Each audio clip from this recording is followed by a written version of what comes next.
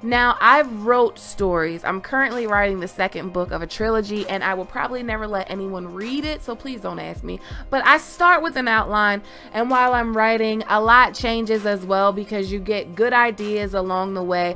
But one thing that I've never changed in any story that I've written is the broad fate of main characters.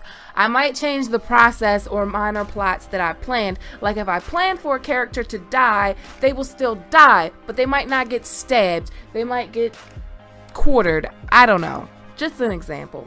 It is always possible to change the fate of a character, but George R.R. Martin is a meticulous writer. He plays zero games when it comes to writing. He doesn't like to use outlines. Outlines cause him to lose interest. But even if you didn't write an outline, in your head, you know roughly how you want your story to end and who you want still standing at the end.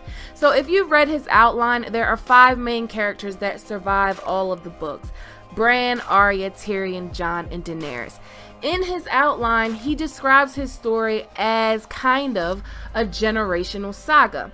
I think that it's a coming of an age story about Tyrion, Bran, Arya, Sansa, and Jon. It's about them and how they change the world. But yeah, I think the story can change from an outline, but I don't think what the whole story is about is going to change. And the story is about Bran, Arya, Tyrion, Jon, and Daenerys, how they grow and change the world. With that said, I could be totally wrong, but I don't think so. I think if we look at the story, those set up best for survival at this point are Arya, Bran, Jon, Dany, and Tyrion. But season 8 is going to be... So, Ned's death was hard for me. The Red Wedding was harder still. Barristan Selmy, Hodor, they were all hard. But one of the worst deaths for me was one of the first deaths. And that was Lady. It wasn't even a human. It was a direwolf. When Ned put Lady down in the Riverlands, it was awful. Grey Wind, Summer, their deaths were awful. And then Viserion was just gut-wrenching. But I think in season 8, we're just going to be gutted. And it's going to be so brutal because the death of magic is going to happen. It's going to be the bittersweet ending, the death of magic. I don't think Game of Thrones ends with dragons still alive, or direwolves for that matter. All of the magical creatures will die, and that process has already started. The giants are almost gone as well.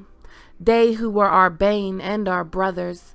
The great lions of the western hills have been slain. The unicorns are all but gone.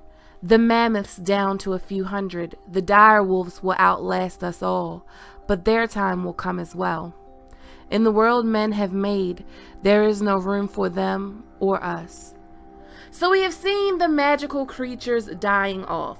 When our story starts, magic is just like a legend. Dragons are dead and direwolves are forgotten. There are no more lions in Casterly Rock. The giants are almost gone. We saw dragons reborn into the world, but we've also saw one die. And it's going to be costly to kill that dragon. Some people say the dragon is just a white and that basically Drogon, I guess, could just kill him quite simply with fire. But I don't think it will be that easy. I think his dragon blood made him different than an average white. He's more like a White Walker, and it's going to be hard to kill him. I believe the answer to stopping the White Walkers is to destroy the magic that moves them. We saw the hive mind thing where the White Walkers die and his whites died too. Beric also tells Jon if he kills the Night King, the rest will die. But something controls the Night King. And if you kill that, it will destroy him. But what is it? It's the weirwood trees. Destroy the hive network of weirwood trees and you will destroy the Night King. But destroying the weirwood trees will destroy other things as well. It's the magic of the weirwoods that created the Night King. Without that magic, he would die. The first men may have been onto the concept of this earlier. They were chopping the trees down, and you may think, well, they needed wood. But they weren't just chopping down the trees, they were also burning them. The first men knew how to defeat the White Walkers. We are led to believe that the children of the forest were these saviors that came in and saved the day, but really, it was a mutual benefit. The children would defeat the White Walkers another way in order to save the trees. The mistake was the children never destroyed them. The alliance between the first men and the children sent them running north, but they were never destroyed. The cost is far too high to destroy them. The children's existence and the children's ancestors' existence are both aligned with the Night Kings. So, witnessing the burning of all the weirwoods, the deaths of dragons and wolves, Cersei, she probably won't make it. I doubt she will get killed by a White Walker. Her death will come by the hands of the Valonqar. And sweet Sansa, I don't see her making it. I see her being killed by the White Walkers. She will die in Winterfell. Brienne will die a warrior's death.